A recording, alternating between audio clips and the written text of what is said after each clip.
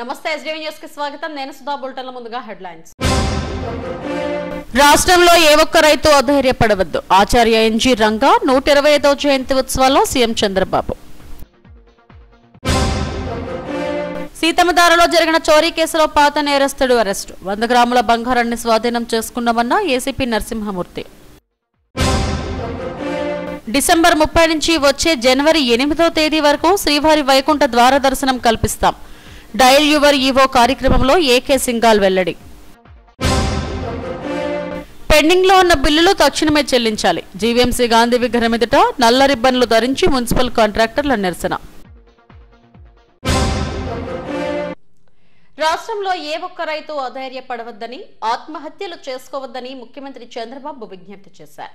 ఆచార్య NG Ranga 125వ జయంతి ఉత్సవాలకు ముఖ్యమంత్రి చంద్రబాబు ముఖ్య అతిథిగా హాజరయ్యారు. ఈ సందర్భంగా జరిగిన సభను జ్యోతి ప్రజ్వలన చేసి ప్రారంభించారు. రైతులను ఆదుకునేందుకు అత్యధిక ప్రాధాన్యం ఇస్తున్నామని చంద్రబాబు చెప్పారు. మొంతా తుఫానులో నష్టపోయిన రైతులను ఆదుకున్నామని, తాము వచ్చాక పంటల బీమా చెల్లించి రైతులకు అండగా నిలిచామన్నారు. పంటలకు గిట్టుబాటు ధర వచ్చేలా చర్యలు తీసుకున్నామని, ఎలాంటి ఇబ్బందులు లేకుండా సాగునీరు ఇస్తున్నామన్నారు. జలాశయాల్లో నీరు ఉందని, సాగునీటి ప్రాజెక్టులకు ఎప్పటికప్పుడు మరమ్మతులు చేస్తున్నట్టు తెలిపారు. రాయలసీమలో అన్ని రిజర్వాయర్లు పూర్తి చేశామని, కరువు శాశ్వతంగా నివారించేందుకు అనేక కార్యక్రమాలు చేపట్టామని వెల్లడించారు. తరచుగా వచ్చే తుఫాన్లతో రైతులు నష్టపోతున్నారని తెలిపారు. ఈ కార్యక్రమంలో వ్యవసాయ శాఖ మంత్రి అచ్చెన్నాయుడు, ఎంపీ లావు శ్రీకృష్ణదేవరాయలు, పలువురు ఎమ్మెల్యేలు పాల్గొన్నారు. పుస్తకాన్ని గీతాన్ని రచించిన రోజు ఈ రోజుకి 150 సంవత్సరాలు అవుతుంది. అది కూడా నవంబర్ 7వ తారీఖున ఆ గీతాన్ని ఆయన ఆ రోజు ఆలపించారు. అదే సమయంలో ఎన్జీ రంగారావు కూడా అదే రోజున పుట్టారు. ఈ రెండు కోయిన్సిడెన్స్ అయినా ఇది ఒక చరిత్ర అని చెప్పి మరొకసారి మీ అందరికీ తెలియజేస్తున్న ఒక హిస్టరీ ఇది. ఎందుకంటే మనం 1875 నవంబర్ 7వ తారీఖున వందే మాతరం రాయడం, అక్కడి నుంచి జాతి ఉద్యమం కోసం, స్వాతంత్ర పోరాటం కోసం ముందుకు పోయే పరిస్థితి వచ్చింది. అదే సమయంలో 1900లో ఇదే రోజు నవంబర్ 7వ తారీఖున రంగా గారు పుట్టారు. ఈయన కూడా స్వాతంత్ర పోరాటంలో పోరాడి, ఈరోజు ఏదైనా స్వాతంత్ర పోరాట యోధుల గురించి మాట్లాడుకుంటే అందులో అగ్రస్థానంలో ఎన్జీ రంగా గారు ఉంటారని చెప్పి మరొకసారి మీ అందరికీ విజ్ఞప్తి చేసుకుంటున్నాను. ఆయన బాగా చదువుకున్నాడు. ఆంధ్ర క్రిస్టియన్ కాలేజ్ దగ్గర నుంచి ఆక్స్ఫోర్డ్ వరకు చదువుకున్నారు. ఆర్థిక శాస్త్రంలో పట్టా తీసుకుని ఆర్థిక శాస్త్ర ప్రొఫెసర్గా ఆయన రాణించారు. కానీ ఆ రోజు ఉద్యోగం చేయాలంటే బ్రహ్మాండంగా చేసుకుండొచ్చు. కానీ గాంధీజీ పిలుపు అందుకుని ఆయన స్ఫూర్తిగా తీసుకుని 1929 సంవత్సరాల్లో సహాయ నిరాకరణ ఉద్యమంలో అడుగుపెట్టాడు. 1930లో సెంట్రల్ అసెంబ్లీలో ప్రవేశించి దేశం గురించి బలమైన వాదనలు వినిపించారు. సైమన్ కమిషన్కి వ్యతిరేకంగా పోరాడారు. రౌండ్ టేబుల్ సమావేశంలో పాల్గొని రైతు సమస్యల గురించి బ్రిటిష్ పాలకులకు వినిపించే విధంగా, తెలిసే విధంగా అనేక సందర్భాల్లో పోరాటాలు చేశారు. ఒక చోరీ కేసును పోలీసులు ఛేదించారు. కేసులో పాత నేరస్తుడిని అరెస్టు చేసి అతని నుంచి చోరీ సొత్తును స్వాధీనం చేసుకున్నారు. ఈ కేసుకు సంబంధించిన వివరాలను ఏసీపీ అన్నెపు నరసింహమూర్తి మీడియాకు వెల్లడించారు. సీతమ్మధారకు చెందిన ఆదిత్యవర్మ జూలై 27వ తేదీన పశ్చిమ గోదావరి జిల్లా కొడితెవాడ గ్రామానికి వెళ్లారు. ఇంట్లో ఎవరూ లేని సమయం చూసి కిటికీ గ్రిల్స్ తొలగించి మాస్టర్ బెడ్రూమ్లో ఉన్న బీరువాలోని 100 గ్రాముల బంగారు ఆభరణాలను దొంగిలించారు. ఈ కేసులో బస్వ కిరణ్ కుమార్ అనే వ్యక్తిని గుర్తించి అతని ద్వారా చోరీ సొత్తు స్వాధీనం చేసుకున్నామని ఏసీపీ నరసింహమూర్తి వెల్లడించారు. ఈ నెల 5వ తేదీన 1 గంట ప్రాంతంలో ద్వారకానగర్ ఎస్వీటీ జంక్షన్లో అరెస్టు చేశామని తెలిపారు. కిరణ్ కుమార్ పాత నేరస్తుడని, అతనిపై గతంలో 3 బంగారం కేసులు ఉన్నాయన్నారు. 2 కేసులు కాశీబుగ్గ పోలీస్ స్టేషన్లోనూ, ఒడిశా రాష్ట్రంలో మరో కేసు నమోదై ఉందని వెల్లడించారు. ఆ సీతందార్లో నివాసం ఉంటున్న ఆదిత్య వర్మ గారు 27న జూలై 20వ తారీఖున వారింటిలో వాళ్ళు క్యాంప్ వెళ్ళారు. ఇల్లు తాళం వేసి క్యాంప్ వెళ్ళారు. తిరిగి వచ్చి వాళ్ళు చూసుకునేసరికి ఇల్లు తాళం పగలగొట్టి గ్రిల్ ఓపెన్ చేసి ఇంటి లోపలికి వెళ్ళి మాస్టర్ బెడ్రూమ్లో ఉన్న బీరువా నుంచి ఈ నగలు దొంగతనం జరిగాయని చెప్పేసి రిపోర్ట్ ఇచ్చారు. బసవ కిరణ్ కుమార్ అని పాత నేరస్తుడు. ఇతని మీద గతంలో కూడా నేరాలు ఉన్నాయి. అటువంటి వ్యక్తి చేశాడనే క్లూ సంపాదించుకున్న తర్వాత ఆ కిరణ్ కుమార్ అనే నేరస్తుడి గురించి కూడా చాలా ఎఫర్ట్స్ చేసి అతన్ని పట్టుకొని ఈ బంగారాన్ని వచ్చిన వైఢూర్యాలతో కలిగిన ఈ బంగారు నగల్ని వాళ్ళు డిటెక్ట్ చేయగలిశారు. బసవ కిరణ్ కుమార్ అన్న అతను ఇంతకు ముందు కూడా నేరాలు చేశాడు. ఒక 3 చోరీ కేసులు చేశాడు ఆయన. కాబట్టి ఆయన మీద కూడా చర్య తీసుకుంటున్నాము. అరెస్ట్ చేసి రిమాండ్కి పంపించడం జరిగింది. ఈ ప్రాపర్టీ అతను కన్ఫెషన్ 5/8న అతను అరెస్ట్ చేసి రిమాండ్కి పంపించడం జరిగింది. ఈ ప్రాపర్టీ అతను కన్ఫెస్ చేసిన తర్వాత దీన్ని ఆయన ఒక ముత్తూట్ ఫైనాన్స్ కంపెనీలో ఈయన హైదరాబాద్లో దీన్ని కొదవ పెట్టేశాడు. అంటే ఇంతకుముందు ఆయన చైన్ స్నాచింగ్ చేసేవాడు. ఇప్పుడు దీనికి మారాడు. నేరస్తుడు అప్గ్రేడ్ అయ్యాడు. చైన్ స్నాచింగ్ నుంచి గ్రిల్ తీసేసి ఇంట్లోకి వెళ్ళి నేరాలు చేయడం. ఈ కేసును ఛేదించిన పోలీసులను CP Bakshi, crime DCP Latha మౌద్రీలు అభినందించారని ఏసీపీ నరసింహమూర్తి తెలిపారు. ఈ సమావేశంలో క్రైమ్ పోలీసులు పాల్గొన్నారు. ప్రపంచ కప్ విజయం తర్వాత తొలిసారిగా శ్రీచరణి రాష్ట్రానికి వచ్చారు. గన్నవరం విమానాశ్రయంలో ఆమెకు రాష్ట్ర మంత్రులు అనిత, సవిత, సంధ్యారాణి, విజయవాడ ఎంపీ కేశినేని శివనాథ్, శాప్ అధికారులు ఘనస్వాగతం పలికారు. విమానాశ్రయం నుంచి విజయవాడ బయలుదేరి వెళ్లారు. మహిళా జట్టు మాజీ కెప్టెన్ మిథాలీ రాజ్తో పాటు క్రికెటర్ శ్రీచరణి సీఎం క్యాంప్ కార్యాలయంలో ముఖ్యమంత్రి చంద్రబాబును కలిశారు. వీరికి మంత్రి నారా లోకేష్ స్వాగతం పలికారు. ప్రపంచ కప్ గెలిచినందుకు వారిని అభినందించారు. అనంతరం వరల్డ్ కప్ గెలిచిన క్రికెట్ జట్టు సభ్యురాలు శ్రీచరణికి ప్రభుత్వం నజరానా ప్రకటించింది. గ్రూప్ 1 ఉద్యోగంతో పాటు 2.5 కోట్ల నగదు పురస్కారం ప్రకటించింది.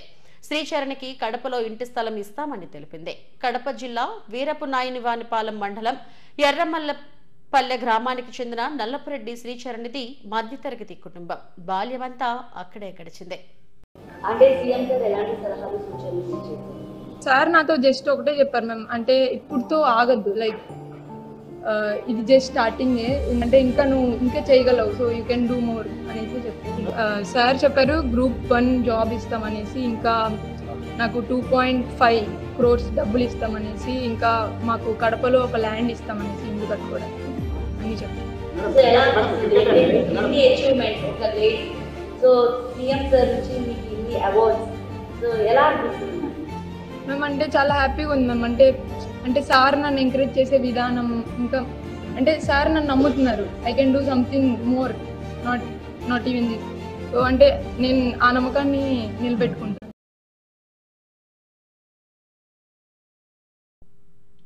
తిరుమలలో డిసెంబర్ 30 నుంచి వచ్చే జనవరి 8వ తేదీ వరకు శ్రీవారి భక్తులకు వైకుంఠ దర్శనం ఉంటుందని ఈవో ఏకే సింఘాల్ తెలిపారు. టోకెన్ల జారీ విధానంపై లోతుగా అధ్యయనం చేస్తున్నట్టు చెప్పారు. చైర్మన్ బిఆర్ నాయుడు ఆదేశాల మేరకు ఈ అధ్యయనం జరుగుతుందన్నారు. గత అనుభవాలు, సంఘటనలు దృష్టిలో ఉంచుకొని ఈ 10 రోజులు వైకుంఠ ద్వార దర్శనం సంబంధించిన టోకెన్ల జారీ తేదీలను ప్రకటిస్తామని చెప్పారు. అన్నమయ్య భవన్లో డయల్ యువర్ ఈవో కార్యక్రమంలో పలువురు భక్తుల నుంచి ఆయన సూచనలు, సలహాలు స్వీకరించారు. అనంతరం మీడియాతో మాట్లాడారు. శ్రీవారి దర్శనానికి వచ్చే భక్తులు దళారులను నమ్మి మోసపోవద్దని విజ్ఞప్తి చేశారు. రాజధాని అమరావతిలోని వెంకటపాలెంలో శ్రీవారి ఆలయ ప్రాకారం, కళ్యాణోత్సవం మండపం, రాజగోపురం తదితర అభివృద్ధి పనులను ఈ నెల 27వ తేదీ నుంచి ప్రారంభిస్తామని వెల్లడించారు. తిరుచానూరులోని పద్మావతి అమ్మవారి ఆలయంలో ఈ నెల 17 నుంచి 25వ తేదీ వరకు కార్తీక బ్రహ్మోత్సవాలు వైభవంగా నిర్వహించడానికి ఏర్పాట్లు చేస్తున్నట్టు తెలిపారు. రాష్ట్రంలోని వెనుకబడిన ప్రాంతాల్లో 700 కోట్ల శ్రీవారి ట్రస్టు నిధులతో 5,000 భజన మందిరాలు నిర్మిస్తున్నట్టు ఈవో చెప్పారు. ఇటీవల ముఖ్యమంత్రి చంద్రబాబు ప్రారంభించిన వైకుంఠం క్యూ కాంప్లెక్స్ 1లోని కమాండ్ కంట్రోల్ రూమ్ మరో 15 రోజుల్లోగా అందుబాటులోకి వస్తుందని చెప్పారు. స్కీమ్ పేరు అంటే అంతకుముందు నుంచి కూడా భజన్ మందిరాల పేరు మీద స్కీమ్ జరుగుతూ ఉంది. అంటే బేసిక్గా కన్స్ట్రక్ట్ చేసి టెంపుల్సే మనం అంటే ఆ స్కీమ్ ఏదైతే రికార్డులో ఉంది స్కీము ఆ స్కీమ్ పేరు ఇట్లా కొనసాగుతూ ఉంది. కాబట్టి కన్ఫ్యూజ్ కావాల్సిన పని లేదు. బేసికలీ ఎక్కడెక్కడ అయితే దేవాలయాలు లేవు అక్కడ మనం దేవాలయ నిర్మాణం చేసుకోవాల్సిన అవసరం ఉందని ఉద్దేశము. సో ఆ 750 crores ఇస్ అప్రాక్సిమేట్ కాస్ట్. ఎందుకంటే ఇప్పుడు ఒక 10 లక్షలు కావచ్చు, 15 లక్షలు కావచ్చు, 20 లక్షలు కావచ్చు, depending on the site available. So మనం ఏం చేసాము, ఇప్పుడు ఇవాళ మనకి సైట్ ఎక్స్టెంట్ తెలియదు కాబట్టి రేపు కట్టేటువంటి అవి 20 లక్షలు అవుతుందా, 15 లక్షలు అవుతుందా, 10 లక్షలు ఉందా ఎవరికి తెలియదు. సో తెలియదు కాబట్టి ఇప్పుడు మనం యావరేజ్గా 15 lakhs చొప్పున 5,000 టెంపుల్కి 750 crores శాంక్షన్ ఇచ్చాం. ఇచ్చేటప్పుడే మనం అది రాసుకున్నాం దాంట్లో క్లియర్గా. అంటే depending on the site actual extent ఇప్పుడు సైట్ని బట్టి సపోజింగ్ కనుక 20 లక్షలలో అయ్యేటువంటి నిర్మాణం ఎక్కువ ఉన్నట్లయితే అవి 750 కంటే కూడా దాటుతుంది, నో ప్రాబ్లం. అంటే మన దగ్గర నిధులు ఉన్నాయి కాబట్టి అవి పూర్తి చేసుకోవాలి, వీలైనంత త్వరగా అది ప్రారంభం కావాలని కన్స్ట్రక్షన్ అనేది ఉద్దేశం.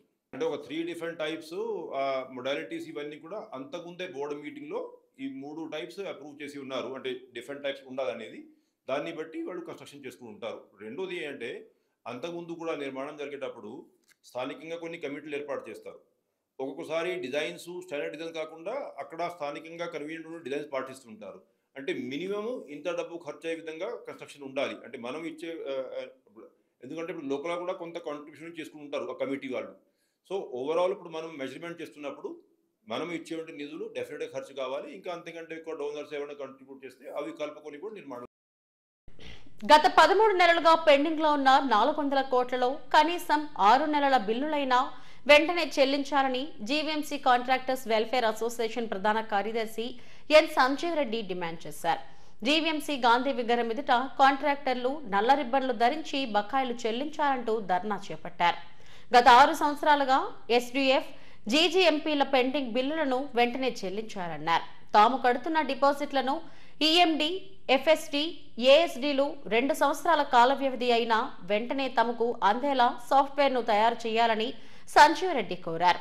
పద్ధతి ప్రకారం కాంట్రాక్టర్లకు పేమెంట్లు ఇవ్వాలని విజ్ఞప్తి చేశారు. అడ్డదారుల్లో బిల్లులు ఇచ్చే విధానం పూర్తిగా నిలిపివేయాలని, జీవీఎంసీ బడ్జెట్ ఉన్న పనులకు మాత్రమే టెండర్లు పిలవాలని కోరారు. తమ సమస్యలను తక్షణమే పరిష్కరించాలని కోరుతూ ధర్నా అనంతరం ర్యాలీగా వెళ్లి మేయర్, జీవీఎంసీ కమిషనర్లకు వినతి పత్రాలు అందజేశారు. ధర్నాలో యూనియన్ అధ్యక్షుడు పివివి నాగరాజు, గౌరవ అధ్యక్షులు Veera Reddy, RV Ramana Rao, vice president Simhachalam, organising secretary M Ramesh తదితరులు పాల్గొన్నారు. చేసామండి. ఇప్పుడు మళ్ళీ చంద్రబాబు నాయుడు గారు వచ్చారు కాబట్టి మాకు చాలా సంతోషపడ్డాము, ఈ బిల్లులు మాకు వచ్చేస్తాయని. కానీ ఇప్పటికీ అవి కార్యాచరణలో లేదండి, దానికి బడ్జెట్ లేదండి, దానికి అలొకేషన్ కూడా లేదండి, అది ఎక్కడ ఉందో కూడా తెలియట్లేదండి. సో ఆ వర్క్ చేసిన కాంట్రాక్టర్లు 3-4 కాలం కూడా చెల్లారండి, చాలా బాధపడుతున్నారండి. అది కొన్ని కోట్ల రూపాయలు 6 కోట్లు సుమారుగా పెండింగ్ ఉన్నాయండి. అలాగే గత ప్రభుత్వంలో మేము జీజీఎంపీ వర్కులు చేసామండి, అవి ఒక 18 కోట్ల రూపాయలు పెండింగ్లో ఉన్నాయండి. ఇవి కేవలం గవర్నమెంట్ నుండి, ప్రభుత్వం నుండి రావాల్సిన గ్రాంట్లు అండి. మా 460 కోట్లు ఈ జీవీఎంసీ నుండి మాకు రావాల్సిన జనరల్ ఫండ్స్ బిల్లులు అండి. జనరల్ ఫండ్స్ మా దగ్గర కలెక్ట్ అయిన నా నగరంలో ఉన్న పన్నులు కానీ, ఇంటి పన్నులు కానీ, నీటి పన్నులు కానీ, ఇవి ప్రతి నెల మాకు 40 నుండి 60 కోట్లు కలెక్షన్ అవుతుందండి. డిమాండ్స్ చెప్పండి, మీకేం కావాలి? అవి వచ్చినా మాకు పేమెంట్ రాని పరిస్థితి ఏర్పడిందండి. సో మా ప్రధాన డిమాండ్ ఏంటంటే మాకు దయచేసి మాకు ఒక 6 మాసాలు మాకు రావాల్సిన బకాయిల నుండి మాకు బకాయి బిల్లులు చెల్లించి మా నుండి మీరు వర్కులు తీసుకోవాలని మేము కోరుకుంటున్నాం. లేనిచో మేము అతి త్వరలో వర్క్ ఆపడానికి కూడా మేము నిర్ణయం తీసుకుంటామని మీ ద్వారా తెలియదు. గురజాడ కళాక్షేత్రంలో మెప్మా ఆధ్వర్యంలో నిర్వహించిన జాబ్ మేళాకు విశేషమైన స్పందన లభించింది. కేవలం డ్వాక్రా గ్రూప్ సభ్యుల పిల్లలకు మాత్రమే ప్రత్యేకంగా నిర్వహించిన ఈ జాబ్ మేళాను మేయర్ పీల శ్రీనివాసరావు ప్రారంభించారు. సుమారు 20 కంపెనీలు ఈ జాబ్ మేళాకు హాజరయ్యాయి. 2800 మందికి ఉద్యోగాల కల్పనే లక్ష్యంగా నిర్వహించిన జాబ్ మేళా సక్సెస్ అయిందని మేయర్ తెలిపారు. ముఖ్యమంత్రి చంద్రబాబు, మంత్రి నారా లోకేష్లు ఇచ్చిన హామీ మేరకు డ్వాక్రా సభ్యుల పిల్లలకు మాత్రమే ఈ అవకాశాన్ని ఇచ్చారని చెప్పారు. పేద, బడుగు వర్గాలకు చెందిన విద్యార్థులకు ఉద్యోగ అవకాశాలు ఇచ్చేందుకు టాటా గ్రూప్ లాంటి సంస్థలు ముందుకు రావడం అభినందనీయమన్నారు. వీళ్ళు పిఆర్టీ అనేది కూడా ఇండస్ట్రియల్స్ నుంచి ఉన్నారు. అలాగే ప్రతి నియోజకవర్గాల్లో కూడా గతంలో జరిగిన పెందుర్తి నియోజకవర్గం కానీ, గోపాలపట్నం కానీ, గాజువాక్ కానీ ఈ నియోజకవర్గంలో కూడా ఆ రోజు వచ్చిన దాంట్లో 60% నుంచి 70% సెలెక్ట్ అవ్వడం, వాళ్ళు అప్పుడే జాబులు చేస్తున్నారు. అంటే ఈ ప్రభుత్వం ఏదైనా ఇచ్చిన మాట కట్టుబడి ప్రభుత్వం ప్రజాప్రభుత్వంగా ఈవేళ చంద్రబాబు నాయుడు గారు ముఖ్యమంత్రిగా ఈవేళ చేస్తుంటే జగన్ పార్టీ ఆయన ఏం మాట్లాడుతున్నారండి? డేటా గురించి ఏంచి డేటా నేను అంత మునిపే మాట్లాడానంట. డేటా ఏది? కేబుల్ ఏది? గూగుల్ కేబుల్ వెళ్తుందండి జగన్ గారు. అది అండర్ గ్రౌండ్ సీలో నుంచి వెళ్ళే కేబుల్. దాని ద్వారాగా నెట్ చాలా స్పీడ్గా వస్తుంది. మొత్తం ప్రపంచ దేశాలే ఈవేళ మన చూడనందుకు చూస్తున్నారు ఈవేళ కేబుల్ వల్ల. గూగుల్ వస్తుంటే మీరేంచి గొగ్గోలు పడుతున్నారు. ఆ బొత్స సత్యబాబు గారు ఏం మాట్లాడతారో తెలీదు. ఆయన ఏదో మాట్లాడతారు. ముందు గూగులే మంచిది కాదన్నారు. ఈవేళ మాట్లాడే విధానం చాలా గూగుల్ నేనే మాట్లాడాను, నేనే గూగుల్ గురించి మీకు తెలుసు అండి. మీరు ఏం మాట్లాడారంటే బ్రాందీ షాపులకి ఆ రోజు డబ్బుల గురించి మాట్లాడుకున్నారు. కొన్ని బ్రాండ్లు మీ సొంతవి పెట్టుకున్నారు. వాళ్ళందరినీ ఇప్పుడు జైల్లో పోతుంటే మీరు వెనకాతల నుంచి ఏం చేయాలని ఆలోచిస్తున్నారు. గతంలో మీరు చేసిన కేసులు బయటకు వస్తున్నాయి. ఈ అన్నిట్లు చక్కబెట్టుకునేందుకే మీకు టైం చాలలేదు. ఈ రాష్ట్రం గురించి మాట్లాడే హక్కు మీకు లేదని మీ ద్వారా. తిరుమల శ్రీవారిని పలువురు ప్రముఖులు దర్శించుకున్నారు. AP election commissioner Neelam Sawhney, IRS enforcement director Rahul Naveen, సినీ నటి దివి వతిథ్యలు వేరువేరుగా శ్రీవారి సేవలో పాల్గొన్నారు. వీరికి ఆలయ అధికారులు స్వాగతం పలికి దర్శన ఏర్పాట్లు చేశారు.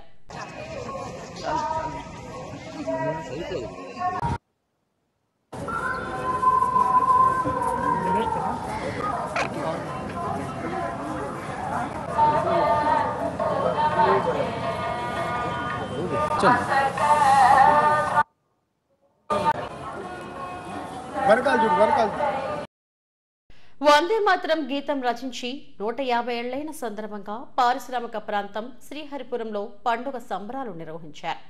పిరకవాణిపాలెం లక్కీ అమర్ స్కూల్లో జరిగిన ఈ కార్యక్రమానికి ప్రభుత్వ విప్ గణబాబు ముఖ్య అతిథిగా హాజరై వందే మాత్రం గీతంలో గొంతు కలిపారు. 150 సంవత్సరాలుగా ప్రతిరోజు ప్రతి స్కూల్లో ఈ గేయం పఠించడం ఆనవాయితీగా వచ్చిందంటే ఆనాడు తెల్లదొరలపై చేసిన తిరుగుబాటు ఎలా ఉందో అర్థం చేసుకోవచ్చన్నారు. ఈ పాటకు ఎంతో ప్రాముఖ్యం ఉందని, బంకించంద్ర చట్టోపాధ్యాయ రచించిన ఈ గీతానికి రవీంద్రనాథ్ ఠాకూర్ సంగీతం సమకూర్చారని చెప్పారు. ఇది సంస్కృతంలో ఉందని, అన్ని భాషల్లో ఇదే ప్రామాణిక పద్ధతిలో రాయడం ఎంతో ఆనందాన్ని కలిగిస్తుందన్నారు. ఈ గేయం విన్న ప్రతిసారి ఏదో నూతనోత్సాహం ఉంటుందని చెప్పారు. ఈ కార్యక్రమంలో స్కూల్ ప్రిన్సిపల్ వాసు, పశ్చిమ జనసేన ఇన్ఛార్జ్ అంగ దుర్గా ప్రశాంతి, కూటమి నాయకులు పాల్గొన్నారు. దేశంలోనే ఆ రోజు బ్రిటిష్ వారిని గడగడలాడించినటువంటి పదం, తల్లి దేశాన్ని ప్రేమిస్తున్నాం అనేటువంటి భావం కలిగే విధంగా వందే మాత్రం అనేటువంటి గీతం రచన జరిగింది. ఆ ఉద్యమంలో ఒక కీలక పాత్ర, ముఖ్యంగా ఫ్రీడమ్ ఫైటర్స్కి ఒక ధైర్యాన్ని, విద్రోహం కానీ, త్యాగం అలాంటి అనేక అంశాలను ప్రభావితం చేసింది వందే మాతర గీతం. వందే మాతరం అనేటువంటి పదంతో అనేక ఏళ్ళు స్వతంత్ర సమరయోధులందరూ కూడా వీధుల్లో తిరగటం అనేటువంటిది మనం విన్నాం. అలాంటి గీతాలాపనకి ఈరోజు 150 రోజులు పూర్తయింది. సంస్కృత పదాలైనా ఏ ప్రాంతం వారైనా సులువుగా అర్థం చేసుకునే విధంగా మన దేశ ఔన్నత్యాన్ని, ప్రకృతి అందాలని అన్నీ కూడా అందులో పొందుపరుస్తూ రచించినటువంటి గీతం. సో దేశాన్ని ప్రభావితం చేసినటువంటి అంశాన్ని భారత ప్రభుత్వం కూడా ఈ 150 ఏళ్ల ఫంక్షన్ని గ్రాండ్గా చేయాలనేది విద్యా సంస్థల్లోనే కాదు, సమాజంలో ఉండే అన్ని సంస్థల్లో కూడా ఒకసారి గుర్తు చేసుకునే విధంగా ఈ కార్యక్రమం రూపొందించబడింది. కేజీహెచ్లో గురువారం రాత్రి ఒక మహిళ మృతి చెందిన ఘటన వెనుక కారణాలను ఆసుపత్రి సూపరింటెండెంట్ డాక్టర్ వాణి సహా పలువురు వైద్యులు వివరణ ఇచ్చారు. సోషల్ మీడియాలో ప్రచారం జరుగుతున్నట్టు ఆక్సిజన్ అందకపోవడం వల్ల ఆమె మృతి చెందలేదని స్పష్టం చేశారు. మద్యం అలవాటుతో లివర్ డ్యామేజ్ అయినట్టుగా ప్రాథమికంగా తేలిందని పేర్కొన్నారు. హైదరాబాద్ తుమ్మకొండకు చెందిన బి దేవి అనే మహిళ 3 రోజులుగా జ్వరం, ఒళ్ళు నొప్పులు, వాంతులతో తమ ఆసుపత్రిలోని రాజేంద్ర ప్రసాద్ వార్డులో చేర్చారని చెప్పారు. అన్నీ బాగానే ఉన్నా ఆ మహిళకు మద్యం అలవాటు ఉన్నట్టు గ్రహించామని తర్వాత జనరల్ వార్డుకు తరలించామన్నారు. గురువారం రాత్రి వరకు బాగానే ఉందని, లివర్ ఫెయిల్యూర్ కావడం, గాల్ బ్లాడర్ రాళ్లు చేరడంతో అప్పటికే వివిధ వైద్య పరీక్షలు నిర్వహించి నివేదిక కోసం ల్యాబ్కు పంపించామన్నారు. సిపిఆర్ కూడా నిర్వహించినట్టు చెప్పారు. కేజీహెచ్లో ఆక్సిజన్ అందక మహిళ మృతి అనడం సరికాదని ఒక వీడియోలో విడుదల చేశారు. మీడియా కర్నాల్లో వస్తున్న కేసు గురించి చెప్పాలని అనుకుంటున్నాను. ఈ లేడీ బి దేవి, ఈవిడ అడ్రస్ తుమ్మకొండ, హైదరాబాద్, తెలంగాణ అని మనకి ఇచ్చున్నారు. వీళ్ళు 6వ తారీఖు తెల్లవారుజామున 2:45 గంటలకు ఇక్కడ రావడం జరిగింది కేజీహెచ్కి. అక్కడ డ్యూటీ డాక్టర్ గారు చూసి తర్వాత అక్యూట్ మెడికల్ కేర్ యూనిట్కి రాజేంద్ర ప్రసాద్ వార్డుకి షిఫ్ట్ చేయడం జరిగింది. అక్కడ ప్రిలిమినరీగా అంతా టెస్టులు అన్నీ అంత క్లినికల్ ఎగ్జామినేషన్ అంతా చేసిన తర్వాత వార్డుకి షిఫ్ట్ చేశారు. అయితే ఈవిడ కంప్లైంట్లు 3 రోజులు మట్టి జ్వరంగా ఉండడం, కాకుండా ఒళ్ళు నొప్పులు, కొంత వామిటింగ్ సెన్సేషను, ఇలాంటి కంప్లైంట్స్ జాయిన్ అయ్యారు. మన హిస్టరీ తీసుకున్నప్పుడు అర్థమైంది ఏంటంటే ఈవిడ ఆల్కహాల్కి ఎడిక్ట్ అయి ఉన్నారు అని హిస్టరీలో ప్రకారం అర్థమైంది. అయితే ఈవిడికి ఆక్సిజన్ బాగుంది, ఆల్మోస్ట్ రూమ్మేట్తో 93% ఉంది. మిగిలిన అంటే కొంత పల్స్ ఎక్కువగా ఉంది తప్ప బీపీ అన్నీ బాగానే ఉన్నాయి. ఇవన్నీ స్టేబుల్గానే ఉన్నాయి. ఉండేటప్పటికీ ఆవిడకి మామూలుగా జనరల్ వార్డులో పంపించారు. ఆ తర్వాత నిన్న మధ్యాహ్నానికి కొంత ఇన్వెస్టిగేషన్స్ చేశారు. ఆ ఇన్వెస్టిగేషన్ రిపోర్ట్ల ప్రకారం లివర్ ఫంక్షన్ టెస్టులు డీరేంజ్ అయ్యాయి. అంటే బిలిరూబిన్ అంటాము, అది 6 mg/% ఉంది. అది less than 1 ఉండాలి ఎవరికైనా. సో కాకుండా లివర్ ఎంజైమ్స్ కూడా ఎలివేట్ అయ్యాయి. సో దాన్ని బట్టి ఈవిడికి ఆల్కహాల్ ద్వారా లివర్ ఫెయిల్యూర్ కొంచెం సెటిల్ అయిందని అర్థమవుతుంది. దీంతో పాటు కొంచెం ఫీవర్కి కూడా ఇంకేదైనా కారణాలు ఉన్నాయేమో కూడా ఆ ఇన్వెస్టిగేషన్స్ కూడా పంపించున్నారు. ఇది కాకుండా లివర్లో, గాల్ బ్లాడర్లో స్టోన్స్ ఉన్నాయని కూడా అల్ట్రాసౌండ్ రిపోర్ట్లో వచ్చింది. ఈ ఫీవర్ రావడానికి రకరకాల కారణాలు ఉండుండొచ్చు ఈవిడకి. ఆ కారణాలకి మనం కొన్ని టెస్టులు పంపించున్నాం, రిపోర్ట్స్ రావాలి. విశాఖ నగరంలోని railway new colony Shirdi Sai ధ్యాన మందిరంలో కార్తీక మాస పూజలు ఘనంగా జరిగాయి. సాయినాథునికి కాగడ హారతి ఇచ్చిన అనంతరం పాలు, పెరుగు, సుగంధ ద్రవ్యాలతో ప్రత్యేక అభిషేకాలు నిర్వహించారు. అనంతరం కార్తీక దీప మహోత్సవాన్ని ఘనంగా నిర్వహించారు. పెద్ద సంఖ్యలో భక్తులు ఈ కార్యక్రమంలో పాల్గొన్నారని నిర్వాహకులు శేషగిరిరావు చెప్పారు.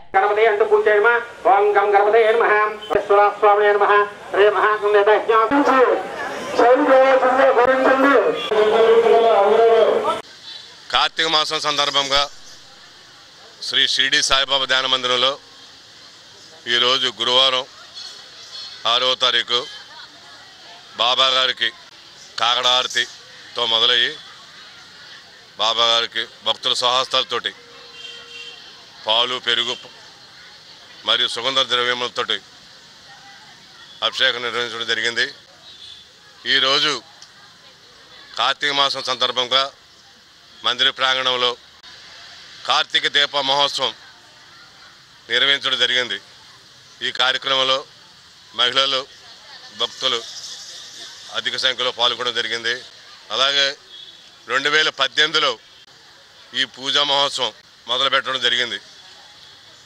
మామూలుగా అయితే విశాఖ జిల్లాలోనే ఇలాంటి కార్యక్రమం ఎప్పుడు చేయలేదు. మా టీవీలోనో లేదంటే భక్తి టీవీలోనో నిర్వహించడం వాళ్ళు చూడడం జరిగింది. అదేంటని చెప్పి ఆలోచించి మా కంపెనీ మెంబర్స్ అందరిని ఆలోచన చేసి 2018లో భారీగా అతి భారీగా కార్తీక దీప మహోత్సవం మందిర ప్రాంగణంలో నిర్వహించడం జరిగింది. అందుకు గాను ఆ రోజు నుంచి అన్ని సంవత్సరాలు కూడా 7వ సంవత్సరం ఇప్పుడు 7వ సంవత్సరం ఈరోజు కూడా అతి వైభవంగా నిర్వహించడం జరిగింది. చిన్న మధ్య తరహా ఉన్నత స్థాయి ప్రజలకు సహకారాన్ని అందించేందుకు కనక మహాలక్ష్మి కోఆపరేటివ్ బ్యాంక్ అందుబాటులో ఉంటుందని దక్షిణ ఎమ్మెల్యే వంశకృష్ణ శ్రీనివాస్ అన్నారు. బ్యాంక్ 35వ శాఖను టౌన్ కొత్త రోడ్లో ఆయన ప్రారంభించారు. Bank strong room, cash counter, ఏటీఎంలను జిల్లా రిజిస్టర్ కిరణ్ కుమారి, పైడా విద్యా సంస్థల చైర్మన్ కృష్ణప్రసాద్, ప్రముఖ వ్యాపారవేత్త Dinakar, Visakha cooperative bank vice chairman Raghavendra Rao తదితరులు ప్రారంభించారు. అధునాతన సాంకేతిక పరిజ్ఞానంతో కోఆపరేటివ్ రంగంలో సేవలందిస్తున్న కనక మహాలక్ష్మి కోఆపరేటివ్ బ్యాంక్ సర్వీసులను సద్వినియోగం చేసుకోవాలని కోరారు. రాష్ట్రంలో 11 జిల్లాల్లో 38 శాఖలుగా విస్తరించామని చైర్మన్ కొమ్మారెడ్డి రాంబాబు తెలిపారు. 1079 కోట్ల డిపాజిట్లు, 696 కోట్ల రుణాల మంజూరుతో 1775 కోట్ల వ్యాపారాన్ని సాగిస్తున్నామన్నారు. ఈ కార్యక్రమంలో ఏయూ మాజీ register Umamaheswararao, Maharaja cooperative bank director Muralikrishna Varma, bank vice chairman Ramakrishna, డైరెక్టర్లు పాల్గొన్నారు. అభివృద్ధి జరగాలని, ఈ 37 కాస్త 100 అవ్వాలని మనస్ఫూర్తిగా కోరుకుంటూ మా రాంబాబు గారు ఆ టీం ఆధ్వర్యంలో ఈ ప్రాంతంలో సౌత్ నియోజకవర్గంలో ఈ ప్రాంతంలో పెట్టినందుకు ప్రత్యేకమైన ధన్యవాదాలు. సుమారు 26 సంవత్సరాల నుంచి ప్రజలకు సర్వీస్ చేస్తూ ఉన్నారు వీళ్ళు. సో ఎక్కడా కూడా రిమార్క్ లేకుండా అద్భుతంగా ఈ బ్యాంక్ రన్ చేస్తున్నారు కాబట్టి దేవుని యొక్క ఆశీర్వాదం ఉండాలని మనస్ఫూర్తిగా కోరుకుంటున్నా. ఇదే నెంబర్ 1 బ్రాంచ్ అవుతుందని నేను మనస్ఫూర్తిగా నమ్ముతున్నా. ఈ ప్రాంతంతో పాటు ప్రాంతంలో ప్రజలందరూ కూడా ఇదే నెంబర్ 1గా ఉండాలని, రానున్న రోజుల్లో ఈ బ్యాంక్ మళ్ళీ ఇలాంటి ఇంకో కార్యక్రమం వచ్చే విధంగా ఆ దేవుని ఆశీస్సులు మా వాళ్ళకి ఉండాలని మనస్ఫూర్తిగా కోరుకుంటూ ప్రతి ఒక్కరు కూడా ఈ ప్రాంతవాసులు అందరూ కూడా ఈ బ్యాంకు సేవలు అందుకోవాలని, ఈ ప్రాంతవాసులు అందరూ కూడా అందుబాటులో ఉంది కాబట్టి ప్రతి ఒక్కరు కూడా మనస్ఫూర్తిగా కోరుకుంటున్నా. ఈ సిబ్బంది అందరికి కూడా ఆల్ ద బెస్ట్. ఇంకా రానున్న రోజుల్లో అద్భుతంగా ఉండే విధంగా అమ్మవారి యొక్క ఆశీస్సులు అందరికీ ఉండాలని మనస్ఫూర్తిగా చేతులతో ఈ బ్రాంచ్ ఇనాగ్రేట్ చేయడం జరిగింది. అలాగే పుర ప్రముఖులు పైడా కృష్ణప్రసాద్ గారు, దస్పల్ల ఎండి చైర్మన్ రాఘవేంద్రరావు వారు కూడా మన కనక మహాలక్ష్మి బ్యాంక్ డైరెక్టరే వారు, వీరందరూ డైరెక్టర్లు అందరితో పాటు విశాఖపట్నం కోఆపరేటివ్ బ్యాంక్ చైర్మన్స్, మహారాజా బ్యాంక్ చైర్మన్, అలాగా పుర ప్రముఖులందరూ కూడా పార్టిసిపేట్ చేసి మా బ్యాంక్ని దిగ్విజయంగా నడవాలని చెప్పి కోరుకుంటూ వారు మాకు బ్లెస్సింగ్స్ ఇచ్చి వెళ్ళారు. కాబట్టి ఇక్కడ ప్రజలందరూ, ఈ చుట్టుపక్కల ఉన్న ప్రజలందరూ వారు తప్పకుండా మా సేవలు వినియోగించుకుంటారని చెప్పని ఆశిస్తూ, తెలుగు సూర్యుడు సిపి బ్రౌన్ దొర జయంతిని పురస్కరించుకొని ఈ నెల 10వ తేదీన జీవీఎంసీ గాంధీ పార్క్ లో తెలుగుదండు ఆధ్వర్యంలో టిట్టిబా సత్యాగ్రహాన్ని నిర్వహిస్తున్నట్టు తెలుగుదండు వ్యవస్థాపకుడు పరవస్తు సూరి వెల్లడించారు. గురుద్వారా సమీపంలోని తెలుగుదండు కార్యాలయంలో ఇందుకు సంబంధించిన గోడపత్రికను ఆవిష్కరించారు. తెలుగు భాష రక్షణ కోసం ఏర్పాటు చేసిన తెలుగుదండు ఒక ప్రజా ఉద్యమాన్ని చేపడుతుందని వెల్లడించారు. తమకు రాజకీయాలతో సంబంధాలు లేవని స్పష్టం చేశారు. కూటమి పాలకులు వేదికలపై తెలుగు భాష వైభవం గురించి అద్భుతంగా కబుర్లు చెబుతూనే చాప కింద నీరులా ప్రైవేట్ పాఠశాలలు, కళాశాలలకు కొమ్ము కాస్తూ తెలుగు భాష భవితవ్యాన్ని తుంగలో తొక్కాలని చూస్తున్నారని మండిపడ్డారు. గ్రామ సచివాలయాలకు విజన్ యూనిట్స్ అంటూ పేరు పెట్టడం ఇందుకు నిదర్శనంగా చెప్పారు. ప్రాథమిక విద్యాబోధన అంతా తెలుగు భాషలోనే జరగాలని తాము కోరుతున్నట్టు తెలిపారు. తెలుగు భాష రక్షణ కోసం నిరసన దీక్షను చేపడుతున్నామని చెప్పారు. ఈ సమావేశంలో సాహితీవేత్తలు ఆచార్య సూర్యారావు, అడప రామకృష్ణ, డాక్టర్ కొచ్చెర్ల కోట, చిన్న సూర్యనారాయణ, నాంచారయ్య తదితరులు పాల్గొన్నారు. తెలుగు సూర్యుడు అని మనం కీర్తించే సిపి బ్రౌన్ గారి జయంతి. ఆ జయంతిని పురస్కరించుకొని మనం తెలుగుదండు తరఫున టిట్టిబ సత్యాగ్రహము అని ఒక నిరసన కార్యక్రమాన్ని ఏర్పాటు చేశాం. సంవత్సరం రోజులుగా ఈ ప్రభుత్వాల చుట్టూ తిరుగుతూనే ఉన్నారు. భాషాభిమానులు కావచ్చు, భాషోద్యమకారులు కావచ్చు, సాహితీవేత్తలు కావచ్చు, కళాకారులు కావచ్చు. గత ప్రభుత్వము 3 తరాల బిడ్డలకు మన తెలుగు భాషను దూరం చేసింది.